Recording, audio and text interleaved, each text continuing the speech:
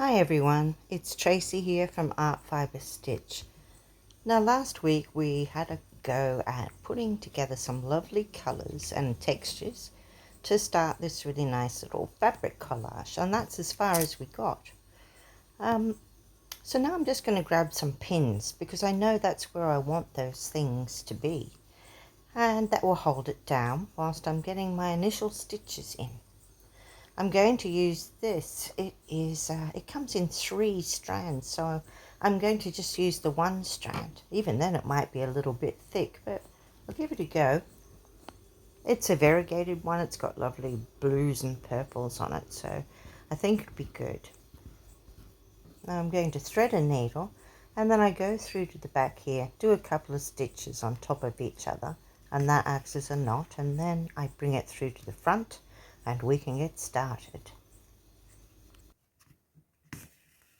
I like to try and pick a line that I can just do and attach as many pieces as I can down with it. So I'm just going to do some sort of stitching here. I think of it like raindrops, but I'm going to do some running stitch, just simple straight stitch in and out through all those layers that are on top of each other, and that'll be like tacking at the same time as we're getting a lovely mark down with our thread. So I'm going to go down here, and I'm not quite lined up there for getting that green piece underneath there or above my hand. So what I'll do is next time I go in, I'll come up somewhere close to it. And so I've got like raindrops. I'll have, sometimes it'll be a whole bunch of stitches together, 3 or 4, and sometimes it'll be beside it. I'll have 1 or 2, or just staggered. That seems to work for me. So I'll carry on down to the bottom. Dark, rich purple blue kind of thread that I'm using. It goes really well here. Especially shows up nicely on that green at the same time as it's echoing the colours in the background. So there we go. That's a closer look there. When I'm finished with my thread, I'm just going to take it through. I'm just going a crossways now, just to catch a little bit of that linen down. You see, I've been down here, and now I'm doing a few stitches, the same sort of thing across. When I'm finished, I go through to the back, I do a couple of stitches on top of each other, and then I snip my thread and start again. Once again, I'm just doing basic lines at the moment, all these raindrops of stitches that I was talking about. And when I have gone through, I can remove the pin. And going across here, well, that's holding down the blue and the green that is on top of it. So that's a quite useful thing there. I am using a green at the moment, similar to the green that's in the fabric, or one of the fabrics. What I'm doing at the moment is I want to get that edge of that linen down, that gauzy linen. And so I'm not going to just do a straight line. I'm going to do the outline of a leaf. And so I'll go down one side and a center line and back up to a point. So my little leaf shape then is outside of the edges. I'm not just doing a straight line through.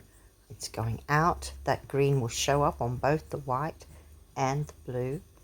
And I like that. I like that we're bringing nature in. We've got a nice little leaf imprint. I'm going to add in a few of the little veins in the leaf too. So I like doing that, and I ended up doing a second leaf over here. You can just see it there. I'm using some sort of white or cream thread now because I'm wanting to tack down that lace. And then that'll be most pieces that are, tacked down. So I've gotten rid of all my pins, and I should be able to then just flap it around, and none of my pieces are going to move. So this is a good start. I'm just going to go up and down here, running stitch around the petals of that doily there, that lace doily, and it'll hold on that and the things underneath it. When I've got those edges down, I'll just go through to the back, end off again. And then whilst I'm here, I've got a little bit excess fabric, more than my background. So I'm just going to take that off now before I get confused as to where the edge is. So now that scrap of linen in the center there, that's going to be flowers. There is a vague print of flowers on it. That was from leftover from one of my gel plate printing scraps. And what I'm doing is I did it on linen, and linen, it has a very fine weave, and not fine, what's it, loose weave, and you can pull it apart. And that I did a little bit of that in the previous episode. And now I'm looking at that thingy, how can I make that white blob a little better? So I'm putting in a stem, a couple of lines that look like it's just running stitch lines, but coming out and holding that down and just sort of poking out the edge a little bit, so it looks like this little vine is growing. So once I've done that, see, I'm coming up here and I'm going to go back down again because I want to do the other side of that little stem. So that's what I'm doing. That'll be stage one. Let's have a look in close up so you can see what I mean. There. You see those two running lines up? You can see my leaves, and there's my stems coming up out of the top. It's linking all of these pieces together, isn't it? And that's why I don't mind leaving blank space. I've got that calico background showing. But now we have to expose a little bit more of this purpley colour through the white. And here we go. As I said, it's a loose weave. See how I can just pull it apart like this? And I get gaps. And then that allows that purple to come through a little bit, or the green, or what have you. And to keep it there then, I'm thinking I'll just do a few little stitches around it. Maybe some sort of vague circle kind of shapes or something. Let's start with this lavender. It is well, it's purple and it goes through to a lavender white. It's another variegated, the stranded cotton. I'm going to use 2 strands. And I'm just going to see how I've pulled those threads apart in that material, in that loose linen. And I'm just going to do a circle around that and catch those threads back out of the way. The warp and the weft of the fabric. It's just very easy to pull it apart like that. So I thought that'd be subtle. That'd give us a little bit of colour in there. So I'll do a few little patches like that of these little circles. And just to do that as a background sort of thing. And then we'll get into a little bit more detail on the top flowers. A variegated thread means that sometimes it'll be white, sometimes it'll be lavender, sometimes it'll be purple, which is good. I like that. So we got some background. Now how can we bring that flower thingy out further? Well, I have some little silk flowers. They're very light coloured, but they have that tinge of purpley colours in there. I'm just going to separate out the centres and just use the fabric silk kind of pieces. And I'm going to go up through the centre, because there's a hole there anyway, and I'm going to come down again in between each petal, so it'll look like I've put in the breaks between the petals. And that's a great way to stitch them down. Right, well, let's have a look. I've put a few of those on, just very basically. See the circles that I've put in first? Oh, and they're sort of near those stems, so I think it's starting to look right.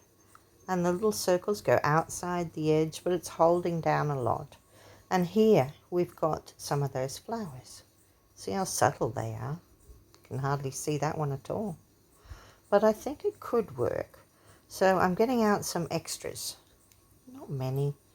And I'll just try popping them here and there and seeing what I think.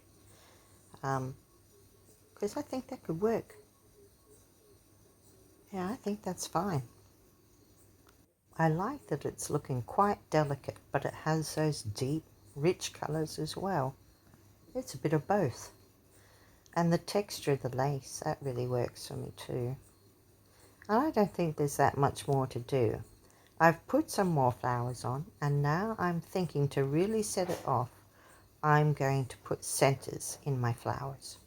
So I come up through the center, and I will go through a sequin, and I actually have two lots of sequins. I have large and a smaller one that's a deep purple. So I'm going to put one on top of each other, have the small one on top. My stitch will come up through them both, and then like spokes of a wheel, I'll try and do at least 3 stitches down to anchor both of those sequins. And it's good. You won't get the full view of it. It won't be that sparkly.